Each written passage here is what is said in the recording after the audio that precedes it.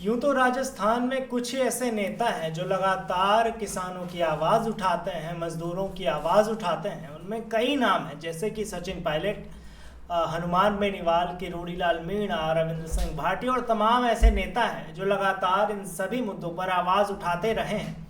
पर बीते दिनों में जिस तरीके से पूरे देश में बारिश का माहौल है और किसानों का जो हाल है उसको लेकर अब सचिन पायलट काफ़ी एक्टिव दिखाई दे रहे हैं। उन्होंने किसानों की मांग उठाई है। क्या है वो पूरी मांग और क्या है पूरी खबर बताऊंगा आपको विस्तार से। नमस्कार, मेरा नाम ऋषभ है और आप देख रहे हैं संवाद भारत के लिए। राजस्थान में हाल ही में बहुत ज़्यादा बारिश हुई है, जिसमें बाढ़ और फसल की खराबी जैसी समस्याएं उत्पन्न हो रही हैं। इस वजह से कई सड़कों और पुलों का नुकसान भी हुआ है और किसान अपनी फसल के नुकसान को लेकर काफ़ी चिंतित हैं, काफ़ी परेशान हैं। सचिन पायलट ने इस स्थिति की समीक्षा करने के लिए अपने क्षेत्र का दौरा किया है और देखा है कि इस दौर में किस तरीके से किसानों की हालत है, क्या क्या नुकसान हुआ है।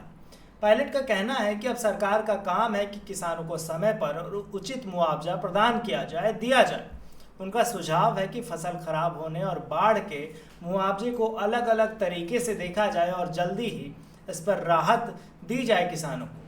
पायलट ने बीमा कंपनियों की आलोचना भी की है, वो किसान को बीमा का उचित मुआवजा नहीं देती हैं।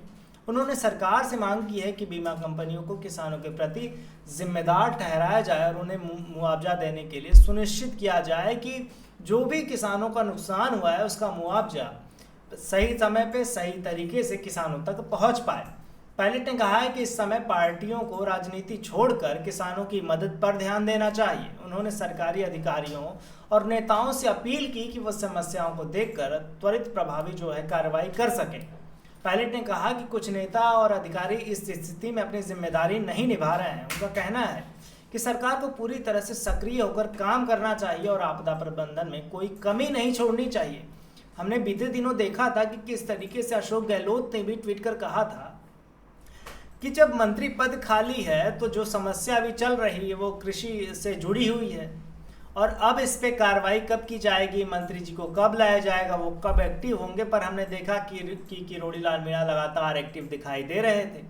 अब ये चर्चा भी आगे चल रही है कि किरोड़ीलाल मीणा मंत्री पद लेंगे या नहीं। खैर, सचिन पायलट ने जो काम किया है वो पूरी तरीके से किसानों के हक में है। अभी उपचुनाव आने वाला है, उसके पहले ही सचिन पायलट लगातार एक्टिव भी दिख रहे हैं। और समस्या जिस तरीके की राजस्थान में है, जल भराव का मुद्दा है, किसानों की फसलें खराब हो गई हैं, उसको लेकर अब इसमें सचिन पायलट ने कहा कि सब लोग राजनीति छोड़कर किसानों पर ध्यान दें ताकि उनका मुद्दा जल्द से जल्द सुरक्षित हो सके, उस पर कुछ कार्रवाई हो सके, उनको मदद मिल सके।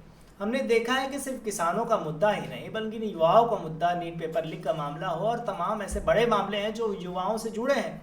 बेरोजगारी का जिस तरीके से देश में और प्रदेश में हालत है, वो आलम उसको देखकर भी सचिन पायलट लगातार कार्रवाई करते रहे, इस पर मांग करते रहे हैं कि आखिरकार ये कब सुलझाया जाएगा।